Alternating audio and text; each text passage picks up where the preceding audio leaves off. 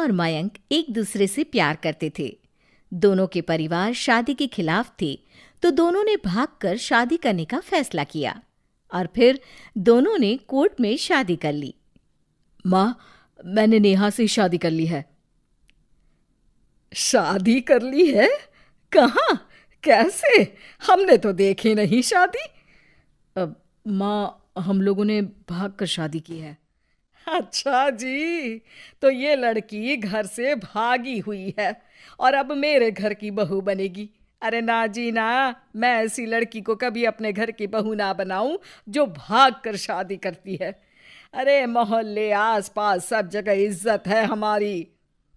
माँ, अगर मैं भागी तो मयंक के लिए भागी ना, और मयंक और मैं स्कूल के समय से प्यार करते हैं, इसमें गलत क्या है? तभी नेहा को ढूंढते उसके मम्मी पापा भी वहां आ जाते हैं। दोनों के गले में वरमाला देखकर नेहा की माँ बोल पड़ती है, हे भगवान, ये क्या हो गया? वो जोर जोर से रोने लगती है। नेहा, तेरे लिए हमने इतना अच्छा रिश्ता पक्का किया था, मयंक में क्या है? अरे ना तो कमाता है, ऊपर से नशा भी करता है। अरे क्यों शादी की तूने इससे? तू तो हमारी इकलौती बेटी है बेटा। अरे देखिए बहन जी, मेरे बेटे के लिए कुछ कहने की जरूरत नहीं है। हाँ, हम नहीं आए थे आपकी बेटी का हाथ मांगने। अरे कुछ नहीं करता तो कोई भूखे नहीं मार देंगे आपकी बेटी को। देखिए कितना बड़ा घर है हमारा, और भगवान की दुआ से दूध दही की नदियां बहती हैं। जैसे तैसे कर लोगों के सामने अरेंज्ड मैरिज दिखा घर वाले दोनों की शादी की पार्टी भी दे देते हैं। पार्टी में बुआ सास, अरे भाग कर शादी कर ली थी दोनों ने। लड़की को देखो, शक्ल से तो चालाक लग रही है। क्या? अरे पर रीटा बहन तो बोल रही थी कि दोनों की अरेंज्ड मैरिज है। तभी चाची कहती है, अरेंज्ड? अरे रीटा, अरेंज्ड करती तो कैसे इतने बड़े घर की लड़की लाती? लड़के में है क्या? अरे सिर्फ दिखता अच्छा है ना, पर ना कमाता ना धमाता, उल्टा नशा अलग से करता है। अरे पता नहीं भागी हुई लड़कियां किसी घर में टिकती भी है कि नहीं। दिन बीतते जाते हैं। एक दिन, अरे रीटा, हम लोगों को 2 दिनों के लिए पंजाब जाना पड़ेगा। मेरी बहन यानी कि तुम्हारी ननद की बेटी की शादी जो है। हाँ हाँ चलते हैं, लेकिन घर किसके भरोसे छोड़ दें? आजकल तो घर बंद रखना सेफ नहीं है। अरे माँ, टेंशन क्यों लेती हो? मैं और नेहा तो घर पर ही रहेंगे ना। अरे हाँ हाँ, तू तो मेरा बेटा है, लेकिन सच कहूँ मुझे इस लड़की पर रत्ती भर विश्वास नहीं है। अरे माँ, नेहा तुम्हारी बहू है। बहू?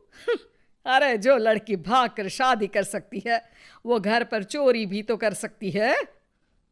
मयंक को माँ की बात का बड़ा बुरा लगता है। वो नेहा की तरफ देखता है जिसकी आंख में आंसू भरे होते हैं। माँ जी, आप अपनी अलमारी में ताला लगा लो। हाँ हाँ, तो वो तो लगा ही दूंगी, लेकिन कहीं तो घर का बाकी का सामान भी। अरे भाई, भागी हुई लड़की का क्या भरोसा। धीरे धीरे दिन बीतते हैं।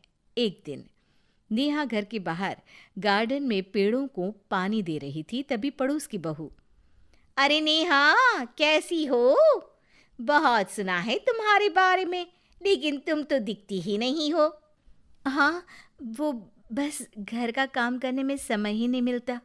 अच्छा अच्छा, शाम को ना मेरे घर आना, बैठकर गप्पे लड़ाएंगे हम। जी जरूर। तभी उस पड़ोसन की सास आ जाती है। अरे बहू, ये किससे बात कर रही है? अरे माँ जी, ये ना शर्मा आंटी की बहू नेहा है, जो मयंक भैया की बीवी है। हाँ हाँ, बस सबको पता है ये कौन है और कैसी है। इससे ज्यादा मेल जोल रखने की कोई जरूरत नहीं है। पता है, भागी हुई लड़की है ये, शादी से पहले भागी थी ये। तभी वहां मयंक आ जाता है। क्या हुआ आंटी जी? अब अरे नहीं नहीं, कुछ नहीं। मयंक बेटा, कैसे हो? बड़े हैंडसम लग रहे हो। इस टाइम पर भी घर पर?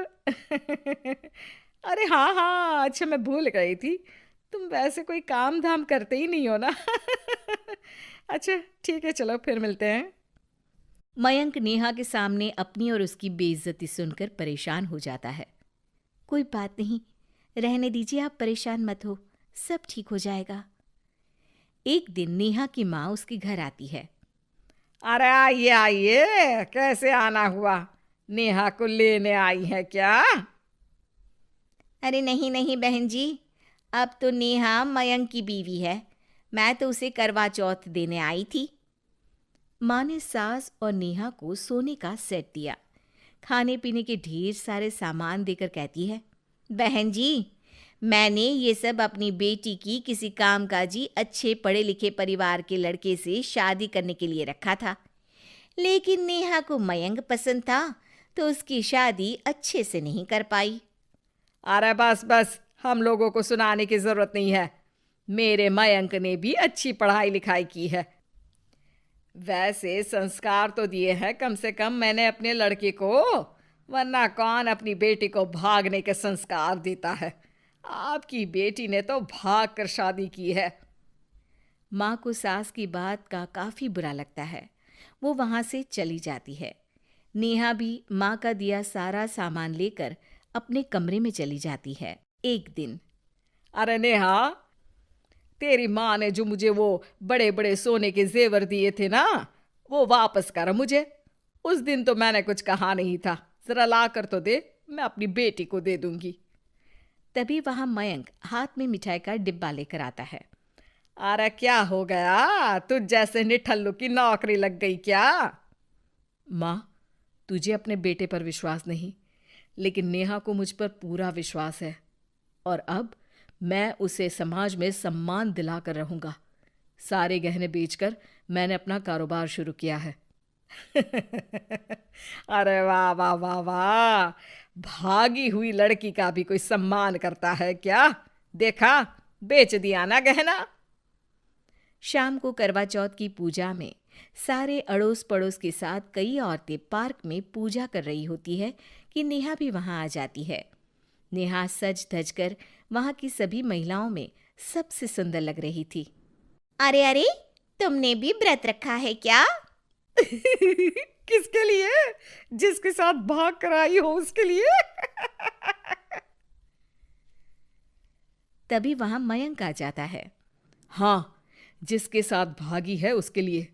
आप लोगों को शर्म आनी चाहिए। एक औरत होकर एक औरत के साथ ऐसी बातें कर रही हैं। अगर नेहा भागी तो मैं भी तो भागा था, फिर अकेली नेहा क्यों जिम्मेदार हो? वो कम से कम आप लोगों से तो लाख गुना अच्छी है। आप लोगों ने एक अच्छे पैसे कमाने वाले इंसान से शादी की, लेकिन मेरी बीवी ने मुझ जैसे लड़के पर विश्वास कर ना सिर्फ मुझसे शादी की, पर मुझे ठीक राह पर भी लेकर आई।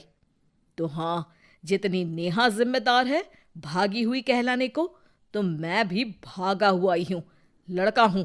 तो इसका मतलब ये नहीं कि मैं जो करूं वो ठीक हो।